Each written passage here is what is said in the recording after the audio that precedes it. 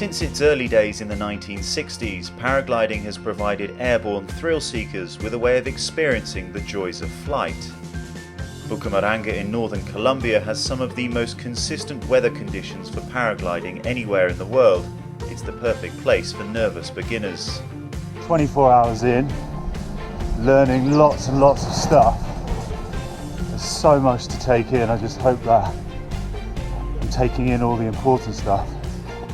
I had 2 weeks to try and attain my international pilot's license, but before I could take to the air, I needed to get a feel for the equipment while remaining firmly rooted to the ground. Valuable time spent in the flying simulator and wrestling with the wing provided me with the perfect foundation before taking to the skies. Today, I think, is when things go up into the air, and I'll be taking part in my first tandem flight, which should give me an idea of how things work and how to react to the wind and the change of air pressure. I'm nervous, but very excited. So what are you doing with your hands now? So right now, look at we never flew all in SAP. You need to have always a little pressure. Yeah. Like sometimes the instructor will be safe, like hands up, but only if the instructor safe. If no, it is always have a little pressure. Despite my best attempts to consume as much advice as possible, nothing could truly prepare me for that first leap of faith and the sensation of floating through the air. Woo! Whoa!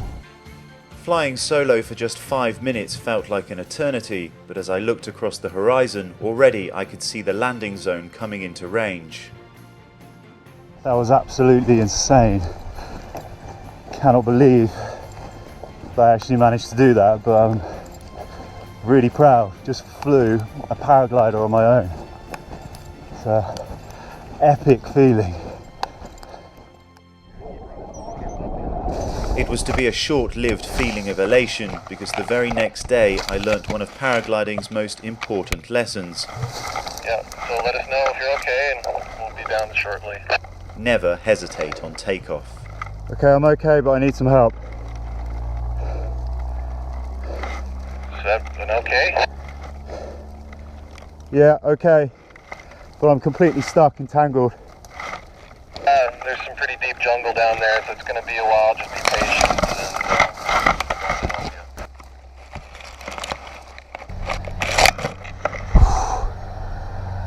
So I'm just waiting here, hanging in this tree to be rescued. I can hear a road and I can see the sky, but I've no idea where I am really. This is pretty scary. An hour later and covered in bugs and bruises, I was finally rescued by my instructor, but not before being taught another valuable lesson. Can I climb from here? Yes. So take the harness off. Wait, I said, wait.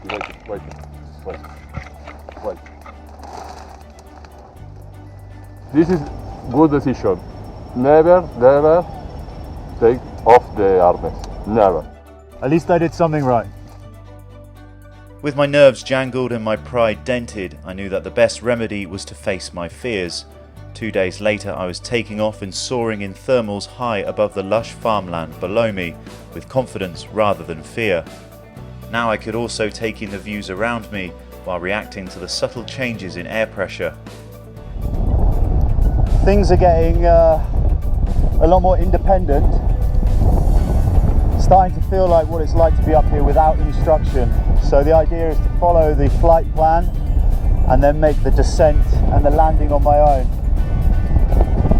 The more time I spend up here, the less scared I get, and you can actually start to enjoy the incredible view a bit more. Okay, so, whoa, little bit of lift there. Hoping to try and gain some altitude. Just got to try and be easy on the commands going through the wing. Make it to the landing zone. See if there's some lift. As I flew hundreds of meters above the Colombian tropics, I was banking into tight turns and reading the winds in a way that I'd never dreamed possible just a week before.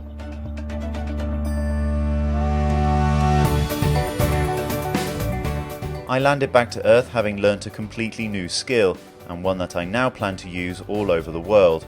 My time spent in the sky over Colombia was coming to an end, but my interest in paragliding was only just beginning.